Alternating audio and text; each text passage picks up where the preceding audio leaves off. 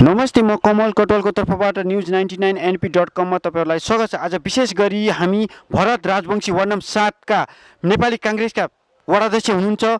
उहाँले ward number 7 का लागि, नेपाली जनताका लागि, नेपाली कांग्रेसबाट रोड, बाटो, शिक्षा, स्वास्थ्यमा के विकास गर्नुभयो त विस्तृत रूपमा हामीले 5 वर्षका योजनाहरू उहाँसँग हामीले यहाँ प्रस्तुत गर्न आँटेका छौं। हजुरहरूले चाहिँ हेर्न सक्नुहुन्छ। स्वागत छ भरत राजवंशी ज्यू। हजुर धन्यवाद। बोल्नु पर्दैन, हजुर त्यतिकै बोल्नुहोस्, म सोध्छु हजुर बोल्नु पर्दैन। धन्यवाद। जस्तो वडा 7 मा हजुरले विशेष गरेर अहिले 5 वर्षभित्रमा शिक्षा, स्वास्थ्य, यातायातमा के विकास गर्नु? अब स्वास्थ्य शिक्षा मात्रै होइन, हामी विपन्न परिवारहरूको पनि त्यो खानेपानी स्वास्थ्य नै आउँछ हैन। र हामी खानेपानीहरू र किसान कृषिमा केही मोटर बोर्डिङहरू पनि र हाम्रा बालुवाडी अन्तर्गत हुन त कचन कवल 7 बालुवाडी एकदम यस्तो छ कि अब विकट भन्नाले त्यहाँ खोला बढी भएको ठाउँ र पानी जम्ने ठाउँ र यो 5 वर्षमा बाटाघाटा लगभग तपाईको धेरै बाटाहरूको हाम्रो शाखा बाटाहरू सहित भित्र बाटाहरू पनि काम धेरै भएको छ। र हामीलाई गाउँपालिकाबाट वाडा सिलिङ बजेट 50 लाख दिएको थियो 3 वर्ष, चौथो वर्षमा 10 लाख मात्रै दिए, अरू सब बजेट कटौती गरे र त्यो कोभिड-19 ले गर्दा अब बजेट हामीले 10 लाख मात्रै दियो। त्यो 10 लाखले हामीले अब जुन गर्नुपर्ने त्यो हामीले गर्न पाएनौँ र पछिल्लो वर्षमा 35 लाख दिए गाउँपालिकाबाट। जस्तो अब पहिला रोड कस्तो थियो, अहिले आएर हजुरले कस्तो विकास गर्नु र त्यसमा भ्रष्टाचारहरू कतिको मिसिएको छ? पहिलो भन्दा बाटाघाटाको त्यति समस्या छैन र भ्रष्टाचार भनेको अहिले हाम्रो के छ भने पहिला अब कुनै पनि योजनाको काम गर्दा अब समिति बनाएर गर्थ्यो। अहिले हाम्रो टोल विकास समिति, टोल संस्था विकास समिति हुनुहुन्छ महिलाहरूकै, उहाँहरू मातहतमा हामी 2,50,000 सम्मको टोल समितिले गर्ने र 2,50,000 भन्दा 15 लाख सम्मको योजनाको एउटा समिति बनाएर त्यहीँका स्थानीयको एउटा सबै समावेशी तरिकाले र 15 लाख भन्दा माथिल्लो योजनाको टेन्डरमा हामीले गरेको छौँ। जस्तो नेपाली कांग्रेस अत्यन्तै पुरानो पार्टी, जस्तो नेपाली कांग्रेसले कञ्चन कवलमा जस्तो के चाहिँ विकासका सिद्धान्तहरू, योजनाहरू स्थानीय तहका लागि, चुनावका लागि के रणनीति, के त्यस्ता योजनाहरू छन् तपाईँ बताइदिनुहोस्। अब यहाँ के छ भने हामी एउटा के छ भने 21औं शताब्दी पछाडि जुन 20 वर्ष पछाडि एउटा अहिलेको संविधान 2072 सालको निर्माण भएको छ। के को लागि? यो त लोकतान्त्रिक एउटा गणतन्त्र लोकतान्त्रिकको लागि एउटा के छ भने पछाडि पढेको वर्गहरूलाई पनि हामीले मध्यनजर राखेर उहाँहरूलाई प्राथमिकता दिएर, जस्तै कुनै एउटा तपाईको अब चाहे शिक्षामा होस्, चाहे स्वास्थ्यमा होस्, चाहे अन्य उसमा होस्, उहाँहरूलाई प्राथमिकता दिने एउटा जुन हाम्रो एउटा लक्ष्य छ त्यो अहिलेसम्म हामीले के छ भने हामी अल्पमतमा जितेको छौँ। हाम्रा कुराहरू त्यति त्यहाँ सेयर भएन, हामीलाई त्यति अब त्यहाँ हामीले केही गर्न अलिकति खोजेको त्यो कुरालाई हाम्रो लागू भएन, हामी अल्पमत छौँ। अब यहाँ के छ भने गाउँपालिका एउटा बहुमत तपाईको राप्रपा पार्टी, अब उहाँको अहिले पनि यो संविधानलाई मान्यता र मूल्यवान उहाँहरूले दिएको छैन र यहाँ काम जुन एउटा मतलब हाम्रो हुन त म नेपाली कांग्रेसको एउटा पुरानो कार्यकर्ता पनि हो र पहिला सभापति पनि हो र जुन हाम्रो एउटा हुनुपर्ने यो लोकतन्त्र के को लागि आयो, एउटा स्थानीय तह के को लागि आयो? अहिले 3 तह सरकार छन्, स्थानीय तह, प्रदेश र सङ्घ।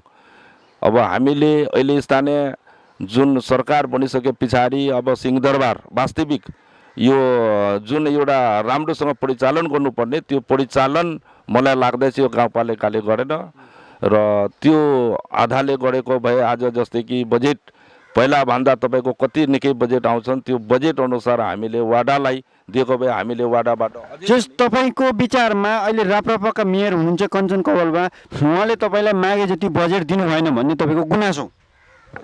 हजुर हजुर जस्तो उहाँलाई कति बजेट चाहिँ तपाईँलाई दिनुभयो त्यस्तो तपाईँले के भेदभाव गरेर छुट्याउनु भएको छ? यो के छ भने अब उहाँहरूको एउटा के छ भने कार्यकर्ता हेर्छन् अनि अब नातावाद यस्तै छ। जस्तैमा सबभन्दा एउटा बाटोको नाम हाम्रो चन्द्रमणि मार्ग भन्छ।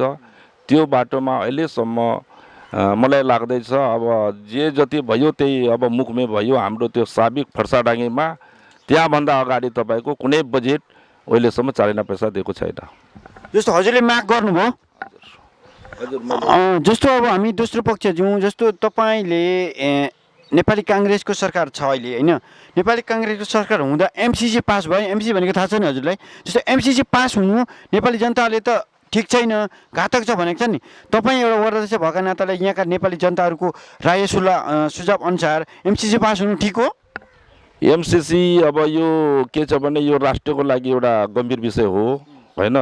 मैले जहाँसम्म एउटा के बुझ्दा अब यो अहिलेको जुन नेपाली काङ्ग्रेसको गठबन्धन सरकार हुनुहुन्छ, अब एमसिसी पास गरौँ भने अलिकति त्यहाँ पनि समस्या, नगरौँ भने पनि समस्या। यो त अब अगाडिदेखि नै तपाईँको प्रक्रिया छिरिसकेको छ।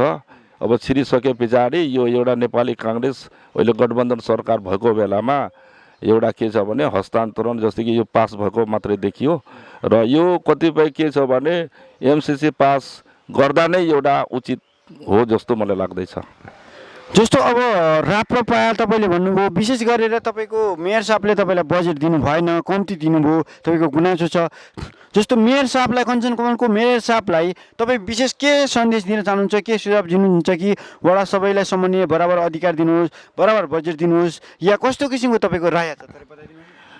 के भन्न चाहनुहुन्छ? म के भन्न चाहन्छु भने एउटा के छ भने यो जुन कञ्चनकमल गाउँपालिका भोलि हाम्रो 7वटा वाडाहरू छन्। 7वटा वाडाहरूभित्र एउटा आवश्यकता अनुसार अब त्यहाँ शिक्षाको आवश्यकता कति छन् र कृषिको आवश्यकता कति छन् र तपाईँको हाम्रो बाटाघाटाहरूको अब आवश्यक कति छन्, त्यो आवश्यकता हेरेको भए अझै योभन्दा धेरै अब बालुवाडी मतलब यो बाटाघाटा स्वास्थ्य शिक्षा अझै पनि धेरै राम्रो हुन्थ्यो।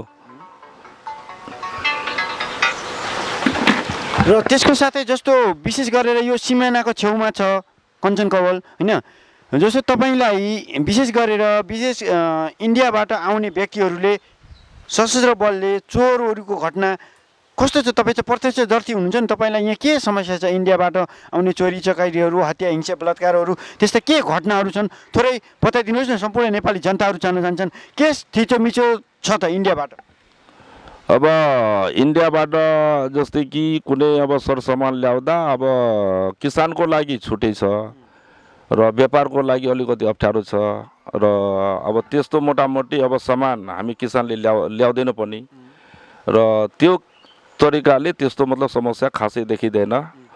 र यहाँ अहिले यो क्षेत्रमा यो 10 वर्ष अगाडि जुन एउटा चोरी डाका अब लाग्ने यस्तो ठाउँमा बोर्डर एरियामा त्यो अहिले छैन, अहिले धेरै शान्ति छ।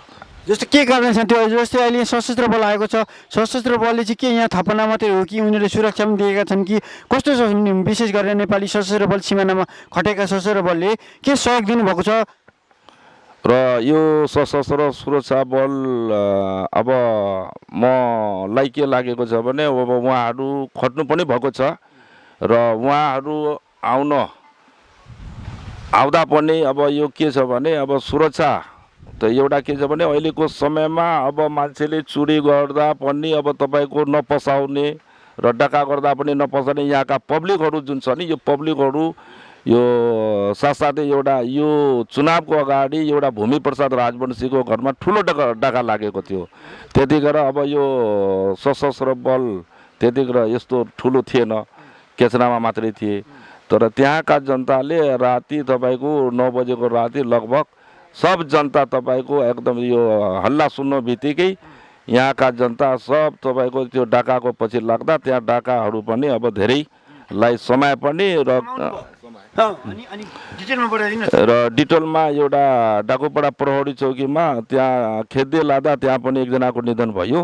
एकजना केसनाको त्यो ठिक्क चिया बगानको छेउमा एकजनाको त्यहाँ निधन भयो र त्यहाँदेखि अब डाकाहरू यहाँ लगभग त्यतिखेर 2 जना डाका, अरू चाहिँ भाग्न सफल भयो। अरू भाग्न सफल गयो, पछाडि उनीहरू पनि पक्राउ परे। जस्तो सशस्त्रले चाहिँ आएर तपाईँहरूले केही योगदान गरेन त्यतिखेर सशस्त्र सुरक्षा बल थिएन। भनेपछि त्यो सुरक्षामा तपाईँहरूलाई नेपाली जनताले आफै लडेर जित्नुभयो। हजुर, आफै लडेर जित्यो। अब रह्यो कुरा के छ भने त्यहाँदेखि यो एरियामा अब डाका चोर लागेको पनि छैन, अहिले धेरै शान्ति नै छ। यो नेपाली जनताले आफै सुरक्षा गरे। जस्तो स्थानीय तह आउँदैछ, नेपाली काङ्ग्रेसको प्रचार प्रसार अभियान छ, स्थानीयका लागि विशेष रणनीति योजनाहरू के छन् हजुर थोरै बताइदिनुहोस् न। यो योजनाहरू के छ भने अब यो स्थानीय तहमा जुन सरकार भइसके पछाडि यो सबै जात जाति सबै वर्ग र गाउँघरका शाखाबाटाहरू र स्वास्थ्य शिक्षामा जुन एउटा मतलब उहाँहरूको एउटा लक्षित समुदायलाई र गरिब परिवारलाई जस्तै कि यो हाम्रो स्वास्थ्य चौकी भवनहरू अब सबै ठाउँमा बनिसकेको छ र बनिसक्दा अहिलेको यो कचन कवल जुन एउटा राप्रपाको सरकार छ उहाँहरूको कुनै अब यो वाडा स्वास्थ्य चौकीमा तपाईँको अब ल्याब नभएको ठाउँमा अब यहाँ ल्याबको व्यवस्था भएको भए यहाँ मान्छे अझै ट्रिटमेन्टको एउटा गरिब लाई राहत पुग्ने थियो।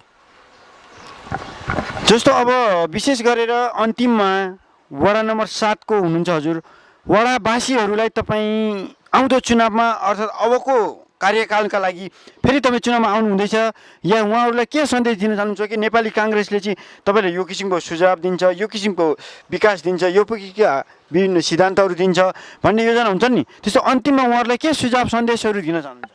म यही हाम्रा 7 नम्बर वाडाका म के भन्न चाहन्छु भने जनसमुदायलाई र मेरो आदरणीय दाजुभाइ दिदीबहिनीहरू जति पनि मेरा भोटरहरू छन्, यो भरत राजवंशीको जित होइन, यो नेपाली काङ्ग्रेसको जित होइन, यो तपाईँहरूको जित हो। र अहिलेको यो स्थानीय तहमा अब बाटाघाटाको मात्रै समस्या होइन, यहाँ रोजगारको समस्या छन्, यहाँ तपाईँको अब किसानहरूको एउटा सुलभ अब यो धान बिउ बिचन भयो, तपाईँको खादमलहरू भयो, यो व्यवस्था पक्कै हाम्रो नेपाली काङ्ग्रेसले केही गर्नुहुन्छ किसानहरूको लागि र मजदुरहरूको लागि, केही रोजगार एउटा र बाँकी रहेको अरू व्यापारहरूको जस्तै अब यो राम्रो एउटा मतलब एउटा व्यापार राम्रो होस् र राम्रो चलोस् भन्ने म नेपाली काङ्ग्रेस एकदम यति म दबाका साथ के भन्न चाहन्छु भने अब हिजोको दिनभन्दा केही त परिवर्तन भयो र जुन तरिकाले परिवर्तन हुनुपर्ने त्यो तरिकाले पुगेको छैन। अब यो 5 वर्ष त हामीले लगभग अब धेरै कुराहरूको अब यो कानुनहरू पनि धेरै अब अलिकति फरक पऱ्यो। अब यो 5 वर्षमा नेपाली काङ्ग्रेस पक्कै अब पहिलाभन्दा हामीले जनताहरूको लागि, यहाँका किसानहरूको लागि, यहाँका मजदुरहरूको लागि, यहाँ महिला दिदीबहिनीहरूको लागि, यहाँ पछाडि परेको वर्गहरूको लागि हामी राम्रो गर्छौँ भन्ने म एकदम यो प्रतिबद्धताका साथ यही भन्न चाहन्छु। जस्तो सम्पूर्ण नेपालीहरूलाई जस्तो अहिले हाम्रो यो कोभिडको माहौल छ, यो अवस्थामा र अहिले आएर वार्ड नम्बर 7 बाट नेपाली काङ्ग्रेसको हुनुहुन्छ उहाँ कञ्चन कवलमा, र उहाँले विकासका योजना आफ्ना धारणाहरू प्रस्तुत गरिसक्नु भएको छ भन्दै आज हाम्रो 2-4 शब्द उहाँका हामी यहीँ अन्त्य गर्न सक्छौँ। हवस् त, धन्यवाद हजुर।